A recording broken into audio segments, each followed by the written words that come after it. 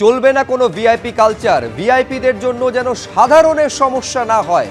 যুবভারতী কাণ্ডের মধ্যে গঙ্গাসাগর মেলা নিয়ে কড়া বার্তা দিয়েছেন মুখ্যমন্ত্রী বলে সূত্রের খবর।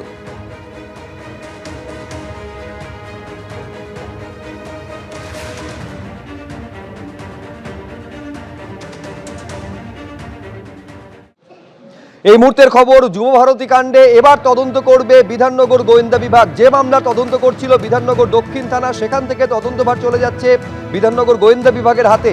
দুটি পৃথক মামলা স্বতঃপ্রণোদিতভাবে রুজু করে তদন্ত শুরু করেছিল বিধাননগর দক্ষিণ থানা, যার ভিত্তিতে গ্রেফতার করা হয়েছিল ঘটনার দিনই শতদ্রু দত্তকে। সেই মামলার ভার এবার চলে যাচ্ছে বিধাননগর গোয়েন্দা বিভাগের হাতে।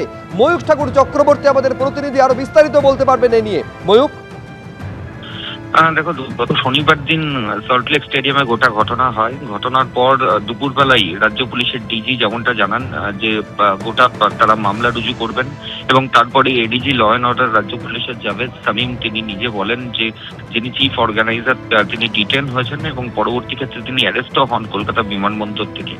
এবং তাতে বিধাননগর সল্টলেক স্টেডিয়ামটা যেহেতু বিধাননগর দক্ষিণ থানার আওতাধীন, ঠিক সেই কারণেই পুলিশ বিধাননগর দক্ষিণ থানার যিনি ইন্সপেক্টর ইনচার্জ তিনি একটি সুও মোটে কমপ্লেন করেন, যে কমপ্লেনের ভিত্তিতে দুটো কেস হয়।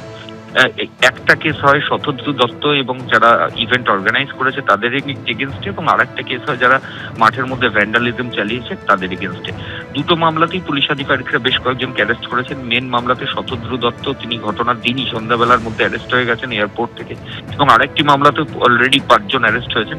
এরকম জায়গায় বিধাননগর দক্ষিণ থানা তদন্ত করছিল, কিন্তু যেটা বিধাননগর কমিশনারেট সূত্রে খবর যে ঘটনার গুরুত্বের কথা মাথায় রেখে বিধাননগর দক্ষিণ থানার থেকে এই গোটা ঘটনার তদন্তভার বিধাননগরের যে ডিটেকটিভ ডিপার্টমেন্ট ইডি রয়েছে তারাই এরপর থেকে করবে। অর্থাৎ যে কেস ডায়েরি এতদিন বিধাননগর দক্ষিণ থানার আইসির কমপ্লেনের ভিত্তিতে যে কেস হয়েছিল সেটা বিধাননগর দক্ষিণ থানা থেকে ট্রান্সফার হয়ে বিধাননগর গোয়েন্দা পুলিশের হাতে চলে যাচ্ছে। এরপর থেকে এর তদন্তভার বিধাননগর গোয়েন্দা পুলিশ করবে। ধন্যবাদ ময়ূখ। একেবারে ঘটনার দিন থেকে আপনারা জানেন যে পুলিশের ভূমিকা নিয়ে বারবার প্রশ্ন উঠতে শুরু করেছিল। পুলিশের নিষেধাজ্ঞাকে বুড়ো আঙুল দেখিয়ে কিভাবে জলের বোতল ভেতরে ঢুকেছিল এই প্রশ্ন সামনে এসেছিল। এই জল বিতর্কে এবার আজব সাফাই দিয়েছে পুলিশ। পুলিশের তরফ থেকে যেটা জানানো হয়েছে, সূত্র মারফত জানা যাচ্ছে যে রাতের অন্ধকারে পুলিশের নজর এড়িয়ে জলের বোতল এবং খাবার ঢোকানো হয়েছিল। সকালে নজর এলেও তখন আর বাধা দেওয়া হয়নি। যুবভারতী কাণ্ডে বিতর্কের মুখে এই আজব সাফাই দিয়েছে পুলিশ, সূত্র মারফত জানা যাচ্ছে। এখন প্রশ্ন হচ্ছে যে 8 বছর ধরে যুবভারতীতে জলের বোতল নিয়ে প্রবেশ নিষিদ্ধ ছিল। মেসি শোয়ের আগের দিন স্পষ্ট বিধাননগর পুলিশের তরফে সাংবাদিক বৈঠক করে জানিয়ে দেওয়া হয়েছিল যে জলের বোতল নিয়ে প্রবেশ নিষিদ্ধ। তারপরেও পুলিশের নজর এড়িয়ে কিভাবে ঢুকে গেল এত হাজারে হাজারে জলের বোতল, প্রশ্ন উঠতে শুরু করেছিল। তারই মাঝে পুলিশের এই আজব সাফাই যে পুলিশকে না জানিয়ে রাতের অন্ধকারে জল এবং খাবার ঢোকানো হয়েছিল, সকালে নজর এসেছিল কিন্তু তখন আর বাধা দেওয়া হয়নি।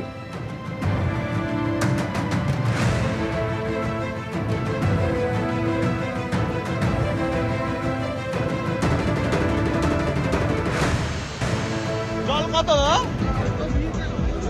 জল কত?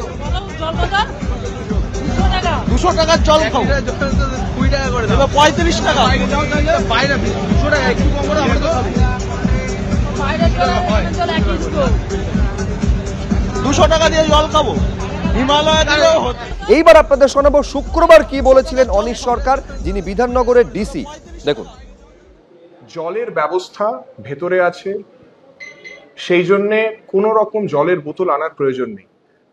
ভেতরে স্টেডিয়ামের ভেতরে পর্যাপ্ত পরিমাণ জলের ব্যবস্থা থাকবে। জল কেউ প্লিজ আনবেন না। কোনো জলের বোতল যদি আমরা গেটে দেখি তাহলে আমাদের কিন্তু সেই জলের বোতলটা আমরা অ্যালাউ করতে পারবো না। এগুলো আমাদের তরফ থেকে বেশি কিছু পয়েন্ট আছে। টিফো আনবেন না, সেটা কিন্তু কালকে অ্যালাউড নয়। এবং খুব বড় ব্যানার কিছু যেন না আনে কেউ, এটা আমরা অনুরোধ করব।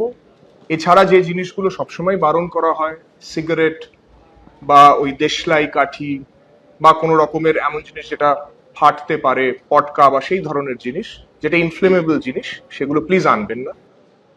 আর একেবারে পুলিশের তরফে স্পষ্ট নিষেধাজ্ঞা আনুষ্ঠানিকভাবে জানিয়ে দেওয়ার পরেও বা বোতল জলের হাজার হাজার বোতল ঢুকেছিল শুধু নয়, 10 গুণ 15 গুণ দামে তা বিকিয়েছে, যা নিয়ে বিতর্কে আরো ইন্ধন জুগিয়েছে পুলিশের এই আজব সাফাই যে পুলিশ সকালে দেখেছিল কিন্তু তারপরে কোনো ব্যবস্থা নেওয়া হয়নি। আর এই নিয়ে পুলিশের ভূমিকা এবং সরাসরি রাজ্যের শাসক দলকে নিশানা করেছে বিরোধীরা। পরপর আপনাদের শোনাবো বিরোধী দলনেতা কি বলেছেন এবং কি বলছেন সিপিএম নেতা শতরূপ ঘোষ। পরপর দেখুন।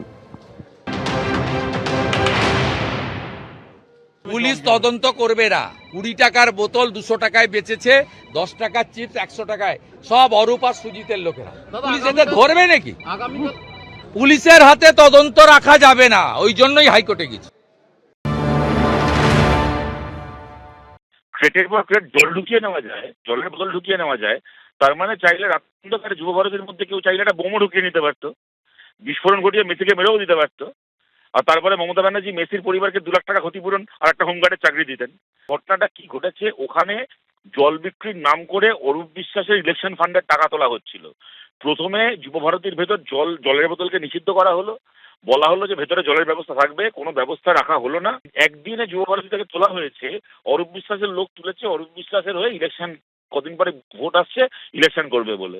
সুতরাং তৃণমূল কংগ্রেসের জোচ্চুরি কালোবাজারির এর একটা উদাহরণ হচ্ছে এই ঘটনাটা। বিরোধীরা যখন একযোগে শাসক দলকে নিশানা করছেন তখন শাসক দলের কি প্রতিক্রিয়া, তৃণমূলের রাজ্য সাধারণ সম্পাদক কুণাল ঘোষ কি বললেন দেখব। তো সাধারণ ম্যাচগুলোতেও তো বোধহয় এই জিনিস দেখা যায় না। আবার শোনা গেছে সেগুলো আবার বহুমূল্য ছিল, বহুমূল্য। তো এখন আয়োজকদের তরফে তো বিরাট গাফিলতি বারবার দেখা যাচ্ছে। তারা কোনো ধরাকে সরা জ্ঞান করেছেন। তারা কখনো অভিযোগ আসছে ক্রীড়ামন্ত্রী আগের দিন 4 ঘন্টা বসেছিলেন, ফোন করা সত্ত্বেও তারা এসে বলেননি যে কি কি প্রোগ্রাম শিডিউল কিভাবে কি হচ্ছে। আবার পুলিশের বৈঠকগুলো তারা সিরিয়াসলি নেননি, একটা চরম ঔদ্ধত্য দেখিয়ে বেরিয়েছেন। এবার রাতে যদি তারা এসব পারমিশন দেন বেশি মুনাফার জন্য, এগুলো গরিত অপরাধ।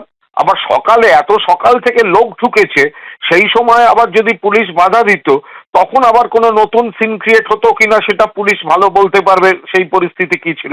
কিন্তু মাঠে এই জল ঢোকা বা মাঠে জলের বহুমূল্য ওই বোতল, এগুলো মানে একদম ঘোরতর অপরাধ।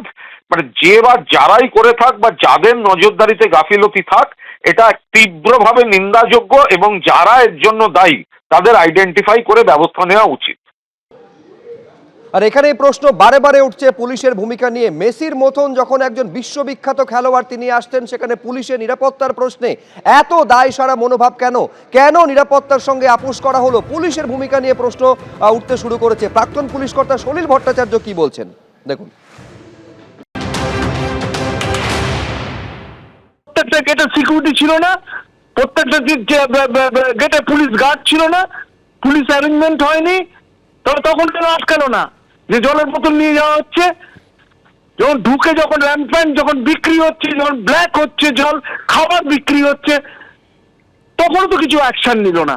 যখন র্যাম্পেজ হয়ে গেল, যখন গন্ডগোল হয়ে গেল, যখন মেসি 8 ঘন্টা থেকে যখন থাকতে পারলেন না, একটা গ্লোবাল আইকন সে লোকটা যখন পালিয়ে পথ পাচ্ছে না, তারপরে পুরো জিনিসটা পুরোটা প্যান্ডেমোনিয়াম হয়ে গেল। সারা বিশ্বে একটা ভারতবর্ষের নাম, পশ্চিমবাংলার নামে একটা কালো দাগ পড়ে গেল। এখন বলছে এখন পুলিশ রিট্রিট করছে, ব্যাকআউট করছে।